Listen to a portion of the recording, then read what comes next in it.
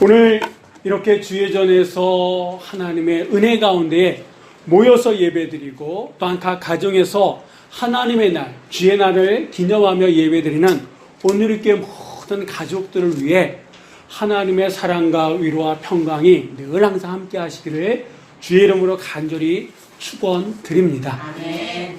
우리가 살다 보면 꼭 이런 질문들을 하게 되는데 내가 정말 하나님의 뜻대로 살아가고 있음에도 불구하고 왜 우리의 삶 속에 어려움과 힘듦이 있는 걸까?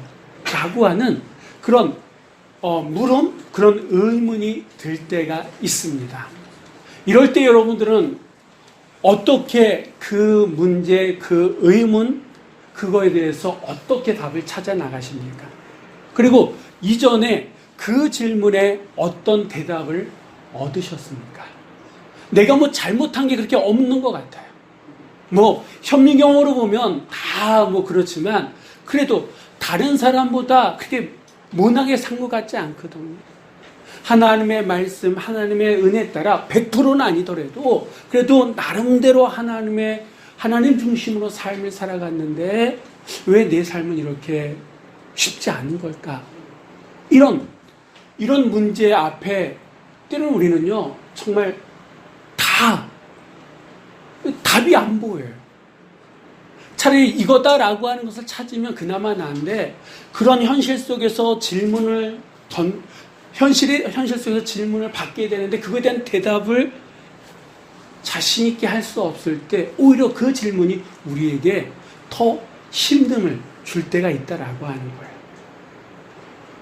오늘 우리가 이 본문에 나오는 이 마가복음 4장에 나오는 이 말씀 속에 그러한 대답, 그 질문에 대한 대답을 우리가 좀 찾았으면 좋겠습니다. 더 나아가서는 이 6월 한 달 우리가 믿음이라고 하는 주제로 계속해서 말씀을 보고 있는데 왜 우리에게 믿음이 필요한 걸까? 이 믿음이라고 하는 게 도대체 어떤 걸까라고 하는 제 삶의 질문을 드리면서 이 말씀을 우리가 좀 같이 봤으면 좋겠습니다. 오늘 본문의 이 이야기는요, 제자들이 거의 죽다 살아난 사건입니다. 근데 이 사건이 어디서부터 시작되냐 하면 예수님께서 제자들에게 우리가 건너편으로 건너가자라고 이 한마디에서부터 이 사건이 시작됩니다. 이날로 주님께서는요 아침 일찍서부터 끼니도 걸은 채 사람들에게 저물 때까지 사람들에게 복음을 전하셨습니다. 어떻게 보면 지칠 대로 지친 거예요. 근데 무슨 생각이 드셨는지 건너편으로 가자 이렇게 말씀하십니다. 지도를 한번 보시면 더 이해가 편하실 것 같은데 지금 예수님께서 저 건너편이라고 얘기하는 것은 어디냐면 이 빨간 표시가 있는 거라사라고 하는 이곳으로 가자라고 하는 거예요. 지금 이 갈릴리 바다, 갈릴리 호수라고 하는 것을 건너가야 돼요. 근데 시간적으로는 어느 때냐면 저물 때. 이제 어둑어둑하는 그런 저물 때 예수님께서 갑자기 저 건너편으로 건너가자 말씀하셨다라고 하는 겁니다. 이 말에 대해서 제자들이 약간 다 이해할 수는 없었지만 그래도 예수님의 그 말씀에 순종해서 배를 띄워가지고 저 건너편 거라사 지방으로 출발을 했습니다. 이 제자들이 날이 어둑어둑해지는 그때에 배를 띄워서 이 거라사 지방으로 갈 수 있었던 이유 가운데 하나는 제자들 가운데에 베드로를 비롯해서 몇몇 사람들이 이 갈릴리 바다, 갈릴리 호수에 대해서 누구보다도 잘 알고 있는 것은 경험치가 있는 사람들이다라고 하는 거예요. 예수님께서 부르시기 전까지 이 베드로를 비롯해서 몇몇 사람들은 이 갈릴리 바다에서 뭘 했던 사람들입니까? 어부였잖아요. 그러니까 이 갈릴리 바다의 기상현상에 대해서 누구보다도 잘 알고 있었다라고 하는 거예요. 이 그림을 보시면 요 갈릴리 바다, 다시 한번, 이 갈릴리 바다 주변을 보면 이 푸른색이지 않습니까? 이건 뭐냐 하면 산이다라고 하는 거예요. 그러니까 지금 이 갈릴리 바다는요, 여기 보시면 눈 좋으시면 혹 보실지 모르겠지만 해수면 높이보다 마이너스 210m 이렇게 나와요. 그러니까 이 바다가요 땅보다 더 밑에 있는 거예요. 그러니까 저 위에 산에서는 이 차가 1km 이상 되는, 그러니까 주변의 산들이 1000m 이상 되는 산들이 있다라고 하는 거예요. 그러니까 저 높은 산의 공기는 차갑습니다. 반면에 이 밑에는요, 따뜻해요.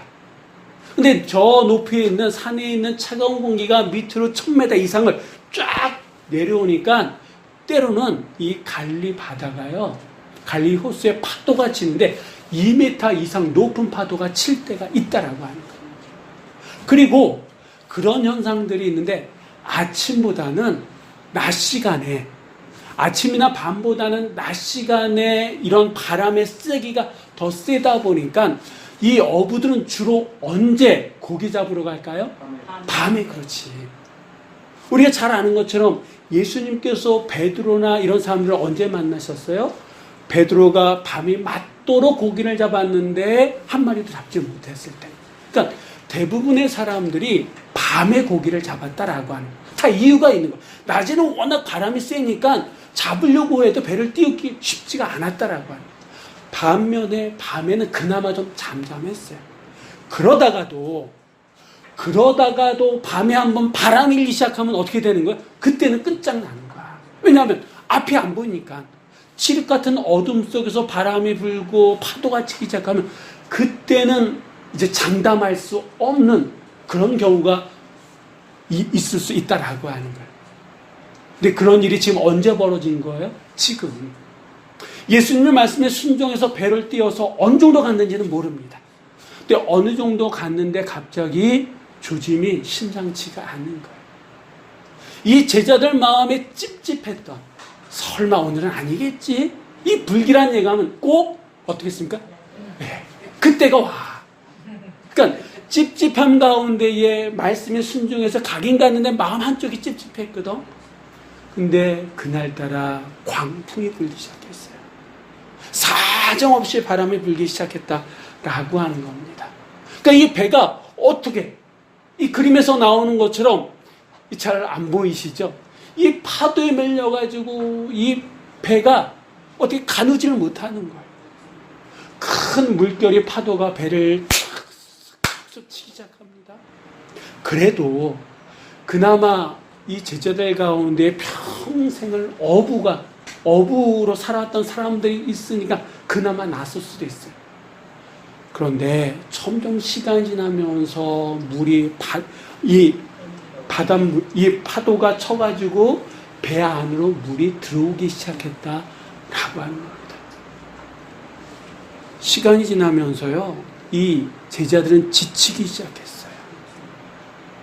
지치다 보니까 주변의 파도가 더 크게 느껴지고 그 보여지는 것에 의해서 이들은 어떻게 됩니까? 마음이 낙심되기 시작했다.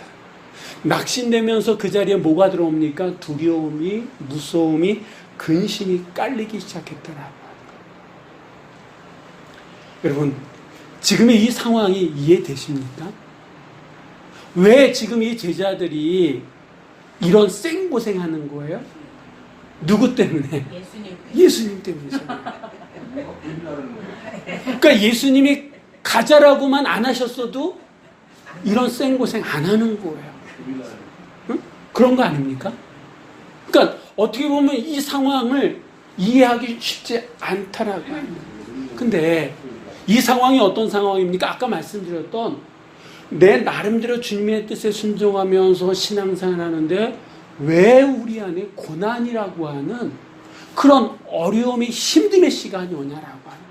내가 차라리 농땡이 부리고 해야 할 일 안 하고 해서 그런 거라 그러면 그래 내가 안 했으니까 에휴 그렇지 뭐 하고 받아들일 수 있는데 나름대로 최선을 다해서 하나님의 것은 하나님의 것, 또 내 시간은 내 시간 하면서 구별되어져서 다른 사람보다는 누구보다는 그렇진 않다 할지라도 이 사람보다는 좀 낫게끔 그래도 내가 권사고 그래도 내가 목사고 내가 그래도 집사고 내가 그래도 성도니까 그거의 어떤 틀에 벗어나지 않는 삶을 살아가고 있다라고 스스로 생각하고 있는데 막상 현실은 달라지는 게 없어요.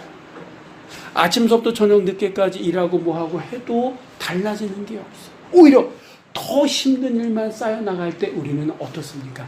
맥이 빠지잖아요. 네, 여러분. 지금 제자들의 상황이 이런 상황이다라고 하는 거예요. 근데 오늘의 이 사건이 우리들에게 들려주는 이야기가 있습니다. 그 중에 하나는 뭐냐면 우리가 하나님 말씀에 순종하고 하나님의 뜻 가운데 살아가도 이런 어려움은 있다 없다? 있다라고 하는 거예요. 때로는 그것이 육신의 질병으로, 경제적인 문제로, 사람과의 관계 속의 문제로 얼마든지 있을 수 있다라고 하는 거예요. 그러면서 또 이 사건이 우리들에게 얘기하려고 하는 게 뭐냐 하면, 여러분, 이런 어려움과 힘듦 속에서도 성도는 누구를 쫓아가는 사람들일까요? 주님을 바라보는 사람들, 주님을 쫓아가는 사람들이다라고 하는 거예요. 그것이 무태 길이든 물의 길이든 그것이 꽃길이든 험난한 바닷길이든 이런 상황 속에서도 누구를 쫓아간다고? 주님을 바라보면서 주님을 쫓아가는 사람들이 주의 자녀고 하나님의 백성이고 성도다라고 하는 거예요. 힘들 때는 아유 모르겠습니다 라고 해서 그러다가 잘 나갈 것 같으면 주님 쫓아, 이게 아니라 힘들든 어렵든 아프든 안 아프든 웃든 울든 누구를 쫓아간다고요? 주님만을 바라보면서 주님을 쫓아갈 수 있는 사람들, 심지어는 골고다 그 언덕 십자가까지 쫓아갈 수 있어야 될 사람들이 누구다라고요? 주의 자녀들, 성도들이고 하나님의 백성들이다라고 하는 거예요. 자, 이런 최악의 상황 속에서 이렇게도 뛰어보고 저렇게도 뛰어봤는데도 좀처럼 이 자연 앞에서 인간은 정말 조그맣지 않습니까? 그런 광풍 앞에서 최선을 다했지만 아무것도 어떻게 할 수 없다라고 오히려 무기력함마저도 느꼈던 이 제자들, 지쳤습니다. 앞이 보이지 않습니다. 이러는 가운데 이 제자들 눈에 누가 들어왔을까요? 자, 한번 보겠습니다. 38절의 말씀을 한번 다 같이 읽어보겠습니다. 예수께서는 고문에서 베개를 메고 주무시더니 제자들이 깨어나 이르되 선생님이여 우리가 죽게 된 것을 돌보지 아니하시나이까 하니. 아멘. 지금 살아보려고 막 애를 쓰는데 근데 이게 내 마음 같지가 않아. 오히려 배 안에는 물이 더 찰 뿐이에요. 그러니까 기진맥진하고 이제 어떻게 이제 죽었구나라고 하는 생각을 하고 있을 때 그 제자들의 눈에 누가 들어왔다고요? 예수님. 근데 지금 그 예수님 지금 어떻게 하고 계십니까? 고물에 누워서, 고물 쪽, 그러니까 배 후미 쪽에 누워가지고 주무시고 계세요. 자기들은 지금 살아보려고 애쓰는데 예수님은 지금 천하태평하게 뭐하고 계신다고요? 주무시고 계시다라고 하는 겁니다. 그러니 지금 우리가 읽은 이 38절의 이 말씀 가만히 읽어보면 제자들이 예수님을 깨우는데 말이 거칩니까? 부드럽습니까? 아주 거칠잖아요.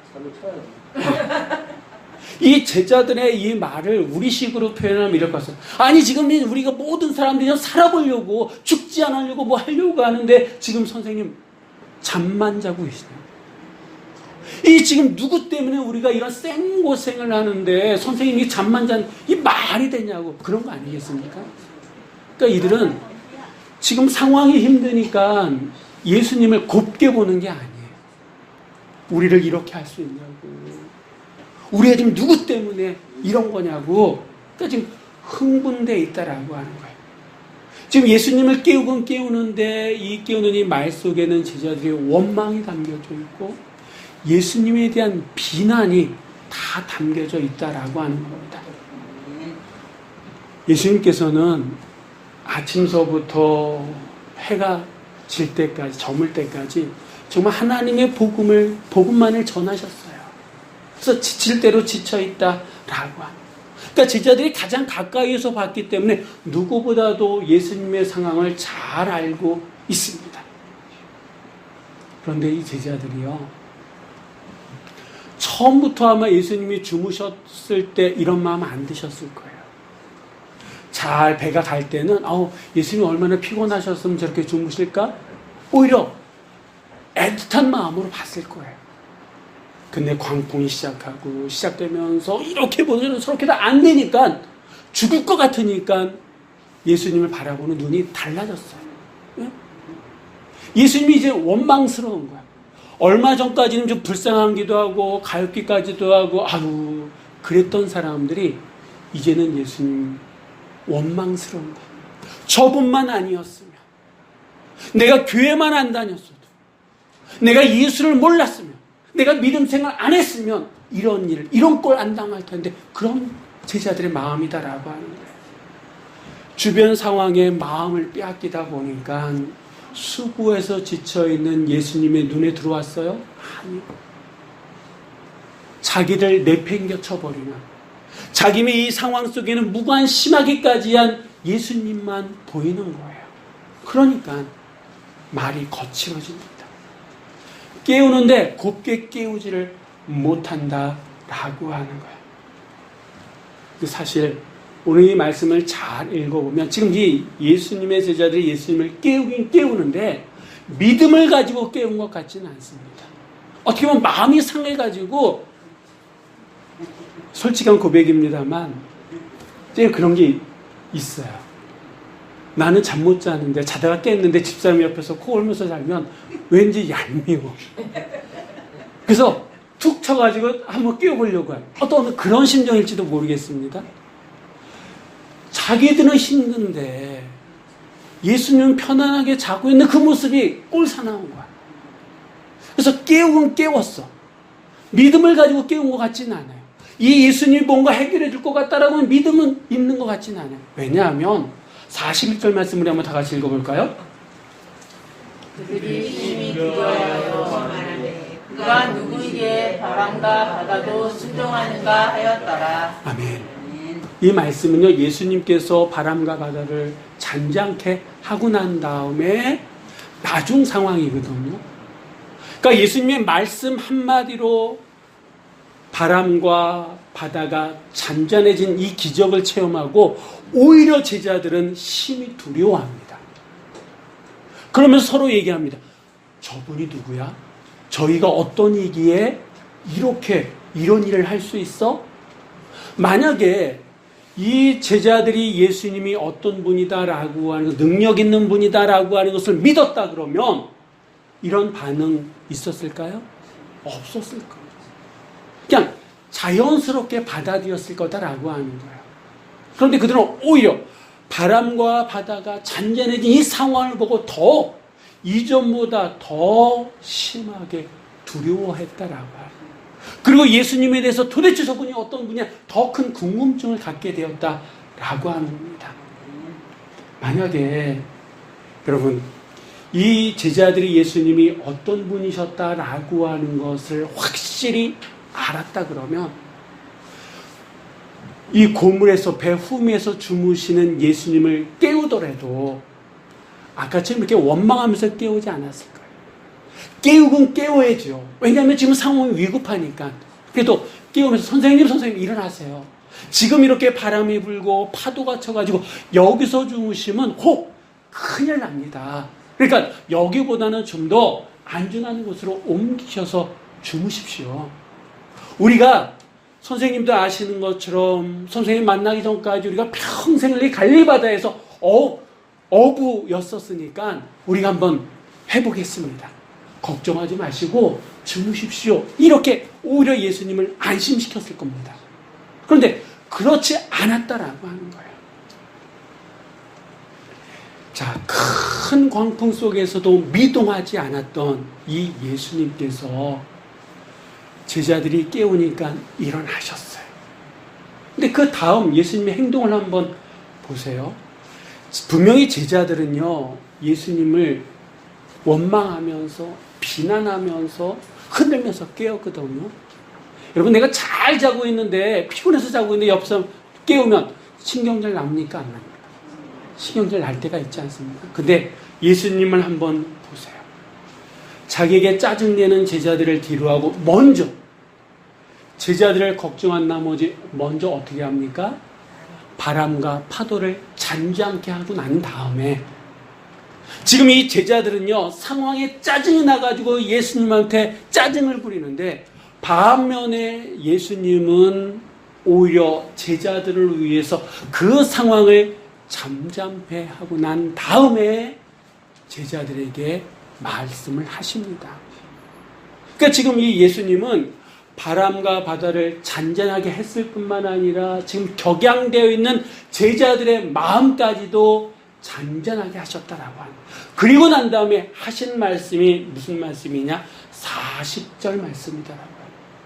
지금 이 상황 속에 공포심, 근심, 걱정, 두려움 가운데 쌓여져 있는, 사로잡혀 있는 이 제자들의 마음을 잔잔케 하시고 난 다음에 하신 말씀이 40절 말씀인데, 우리 한번 다 같이 읽어보도록 하겠습니다. 이에 제자들에게 이르시되 어찌하여 이렇게 무서워하느냐? 너희가 어찌 믿음이 없느냐 하시니. 아멘. 우리가 볼 때는 이 말씀이 제자들에게 화를 내시는, 꾸중하시는 이런 뉘앙스의 말씀입니다.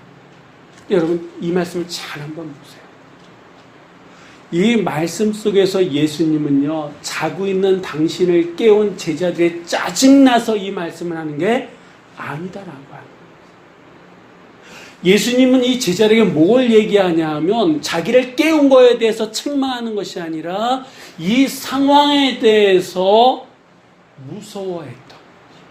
어느 정도까지? 여기 보니까 어찌하여 이렇게 무서워하느냐, 그거에 대한 책망이다라고 합니다.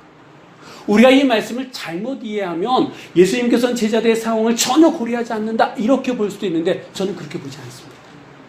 예수님께서도요, 충분히 이 제자들의 상황을 이해하고 계시는 것 같아요. 지금 이 광풍이 불어가지고 배에 물이 들어간 이 상황 속에 무서움을 느낄 수밖에 없는 상황, 이 상황 자체는 이해하신다라고 하는. 그렇지만 예수님께서 말씀하시려고 하는 건 뭐냐면, 이 상황에 너희에게 무서움을 줄 수 있는 건 나도 안다. 그런데 어찌하여 이렇게까지 호들갑을 떨 상황은 아니다라고 해요. 제자들의 입장에 있어서는 예수님을 원망할 정도로 힘들고 어려운 극한 상황이기 때문에 그렇게 했겠지만, 그럴 상황이, 그렇게까지 할 상황은 아니다라고 하는 거예요. 무서워하는 거는 이해하지만, 그렇게까지 너희들이 무서워할 상황은 아니다 라고 지금 예수님께서 말씀하고 계시면서, 이 말씀 속에는요, 그러면 믿음이라고 하는 게 뭐냐라고 하는 것을 정의하시는데, 믿음이란 뭘까요? 예수님의 말씀을 옮기면 믿음이라고 하는 것은 무서워하지 않는 거다라고 합니다. 믿음이 무엇이냐, 여러 가지로 정의 내릴 수 있지만, 오늘 본문 속에서 믿음이라고 하는 것은 무서워하지 않는 거다라고 예수님이 말씀하시는 거예요. 파도가 쳐가지고 물이 배 안에 들어오는 이런 상황 속에서도 무서워하지 않는 것, 이것이 바로 믿음이다 라고 말씀하신다라고 하는 겁니다. 예수님의 말씀 가운데에 제자들에게 너희가 어찌 믿음이 없느냐 라고 말씀하셨습니다. 근데 이 말씀을 우리는 이렇게 해석했습니다만, 원문 그대로 직역을 하면 어떤 말이냐면, 너희가 아직도 믿음이 없느냐, 이런 거거든요. 그러니까 아직도 여기에 방점이 있다라고 합니다. 앞에서 예수님께서는 제자들을 부르시고 동고동락 하시면서 하나님 나라에 대한 비밀을 말씀해 주셨고, 제자들은요, 여러 가지 이적과 기적을 체험을 했습니다. 그래서 예수님 안에는요, 제자들에 대한 기대치가 있었어요. 이 정도 일이면 믿음으로 충분히 헤쳐나갈 거다라고 하는 기대치가 있었는데, 그 기대치에 이 제자들이 미친 거예요? 못 미친 거예요? 못 미쳤다라고 하는 겁니다. 그래서 예수님께서 이런 말씀하셨다라고 하는 거죠. 제자들이 믿음이 없는 게, 아예 믿음이 없는 게 아니에요. 믿음이 있긴 있습니다. 그런데 이런 일을 믿음으로 해결해 나갈 수 있는 그 정도까지는 아니다라고 하는 거예요. 그래서 예수님은 아직도 너희에게 믿음이 없느냐 이렇게 말씀하신 거더라고요. 이 얘기는 무슨 얘기냐? 우리가 볼 때는 광풍의 문제고 그것 때문에 무서워하고 두려워하고 근심에 쌓이는 것 같지만 표면적인 것은 광풍의 문제지만 근본적인 것은 어디에 문제가 있는 거라고요? 믿음이다라고 하는 거예요. 우리가 볼 때는 이게 현상이고 그래서 광풍이 불고 물이 이 배 안으로 들어오니까 두려워할 수밖에 없는, 무서워할 수밖에 없는 상황이다라고 얘기할 수 있지만 영적으로는 이게 어떤 문제다? 믿음의 문제다라고 예수님께서 지금 말씀하고 계십니다. 제자들은 광풍과 파도가 아니라 이 불신, 예수님에 대한 믿음에 의해서 침몰당했다라고 해요. 그래서 그들이 무서워하고 이렇게까지 무서워했다라고 하는 겁니다. 여러분, 우리는 어떻습니까? 어떤 상황 속에서 두렵고 무서워하고 때로는 누군가를 원망하는 그런 상황도 상황이지만 예수님의 말씀을 빌리자 그러면 뭐가 문제냐면 믿음의 문제다라고 하는 거예요. 하나님을 향한 온전한 신뢰, 믿음이 없을 때 그 자리는 뭐로 메꿔지느냐? 바로 두려움으로, 무서움으로 메꿔진다라고 해요. 그러다 보니까 내 앞에 계신 주님을 바라보지 못하고 나에 대해서 무관심한 주님, 나에 대해서 전혀 관심이 없는 주님만을 느끼게 된다라고 하는 거예요. 그러다 보니까 내 입에서 나오는 게 뭐예요? 왜 우리의 일을 돌아보지 않으십니까? 저 집사님, 저 권사님이 기도하고 하나님 앞에 나갈 때는 다 대답해 주시면서 왜 내 문제 앞에서 하나님 침묵하십니까? 왜 주무시고만 계십니까? 이렇게 우리가 하나님 앞에 원망한다라고 하는 거죠. 그러면 이런 광풍의 문제 앞에서 우리는 어떻게 예수님처럼 평정심을 잃지 않고 믿음의 삶을 살아가느냐, 그 믿음을 어떻게 키워나갈 수 있느냐, 이게 더 현실적인 문제 아닙니까? 믿음이 있으면 예수님처럼 그 고물에 누워서 주무실 수 있게 되는데 믿음이 없기 때문에 지금 이 제자들이 이 난리를 폈는데, 그럼 그러한 믿음을 어떻게 우리가 키울 수 있느냐? 한마디로 얘기하면 이 오늘 본문 속에서 나오는 걸로 얘기한다 그러면 예수님을 알아야 된다라고 하는 거예요. 우리가 예수님을 알면 알수록 우리의 뭐가 키워지는 거예요? 믿음이 키워진다라고 하는 거예요. 그 믿음이 키워지면 그 믿음에 의해서 이끌린 삶을 살게 되고 이런 현실의 삶 속에서도 예수님처럼 주무실 수 있는, 현실에 휘둘림 당하는 것이 아니라 오히려 그 현실을 제압할 수 있는, 뛰어넘을 수 있는, 초월할 수 있는 삶이 우리 안에 주어진다라고 하는 겁니다. 그것이 성숙된 믿음이라고 하는 거죠. 왜 우리가 예배를 드려야 됩니까? 왜 우리가 하나님의 말씀을 가까이 해야 되고 하나님과 교제하는 삶을 살아가야 됩니까? 그런 시간, 그런 순간, 그런 일들을 통해서 우리의 믿음이 성숙되어진다라고 하는 거예요. 물론 여러분 보세요. 이게 마가복음 4장에 나오는 사건입니다. 3장인가요? 이 정도에 보면 그때 비로소 예수님께서 이 제자들을 부르시는 내용이 나와요. 그러니까 예수님과 제자를 만난 시간이, 함께 보낸 시간이 이렇게 많지 않았다라고 하는 거예요. 그러니까 예수님에 대해서 충분히 모르기 때문에 이런 일들이 벌어집니다. 근데 나중에 예수님께서 십자가에 달려 돌아가시고 다시 부활하시고 그다음에 40일 동안 그들과 함께 하시고 그 다음에 성령 충만함을 받고 난 이 제자들 어떻게 됩니까? 가룟 유다를 제한 나머지 모든 제자들이 다 순교의 자리까지 가잖아요. 처음에는 예수님에 대해서 몰랐던 이들이 예수님을 배신하기도 하고 이렇게 예수님에 대해서 원망도 했던 사람들이 예수님이 어떤 분이다라고 하는 것을 알고 성령 충만함 경험한 이후에는 예수님이 원하는 그 자리자리마다 세워져 가지고 심지어는 목숨마저도 아깝지 않게 다 내놓지 않습니까? 그러니까 우리가 예수님을 알면 알수록 우리가 성령 체험을 하며 성령 충만함을 받으면 받을수록 우리는 믿음으로 삶을 살아간다라고 하는 거예요. 예수님의 제자를 모르기 때문에 이랬다고 한다 그러면 우리는 예수님이 어떤 분인지 알잖아요. 나를 위해서 십자가 달려 돌아가시고 부활하시고 그리고 지금도 나의 중보자가 되셔서 우리 교회를 위해서 우리의 삶을 위해서 기도하시는 분이 누구시다? 예수님이다라고 하는 걸 알잖아요. 그분의 뜻이 무엇이다라고 우리 알잖아요. 그렇다 그러면 최소한 우리가 이 제자들 이런 모습은 우리 안에 없어야 되지 않습니까? 좀 더 이들보다 성숙한 신앙생활을 해야 되지 않겠습니까? 그런데 여전히 우리는 예수님을 쫓는다라고 얘기하지만 그 자리에 있긴 하지만 우리의 마음은 다른 데 있지는 않습니까? 어떤 일로 인해서 피곤하기도 하고 그 일이 풀리지 않으니까 이제는 악에 받쳐가지고 몸이 힘드니까 마음이 힘드니까 누구에게 원망을 합니까? 하나님께 원망하고 예수님께 원망하고 그러지 않습니까? 우리가 현실의 삶에